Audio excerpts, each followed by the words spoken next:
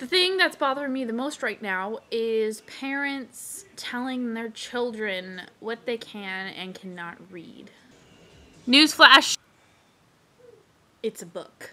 And I'm pretty sure that if you're an okay parent, you would have explained to your kids that fiction books aren't real, people in them and their world, they don't exist. So when I'm in the children's section working or shelving, whatever, and I hear this whole conversation between a young boy and his father, and the boy picked out a book. It's, from my knowledge, it's like a diary book kind of thing. Like, this kid just kind of writes what happens in school and all these like weird things happen or whatever. And he picks it up and starts reading the back, and he's like, oh, I think I want to get this. And the dad grabs the book from his son and says, no, that's a stupid book, you can't get it, and puts it back on the shelf.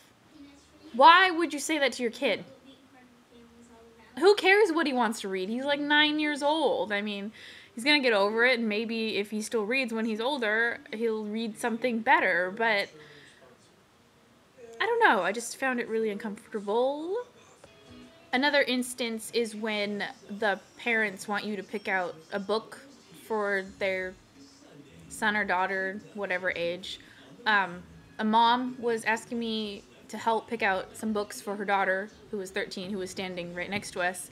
And I was giving her suggestions, and we were in the young adult section, and I suggested the Twilight series, because her daughter had a bunch of science fiction books in her hand. And the Twilight isn't necessarily science fiction, but it's about vampires and stuff like that. So I explained the whole deal to her and how they're the biggest books out right now, and they're like #1 sellers or whatever, and they're not scary. And she looked at me and says, I don't allow my children to read about vampires. They're demonic. What?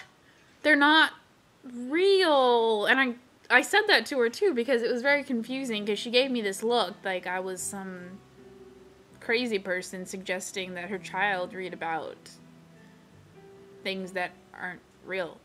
She then went on to say about how she doesn't let her children read Harry Potter, which I find obscenely annoying when parents don't let their children read that book, or watch the movies. Because even though it does have to do with witches and wizards or whatever, it doesn't seem very demonic to me. Maybe because it's a children's book and it's not supposed to be demonic. I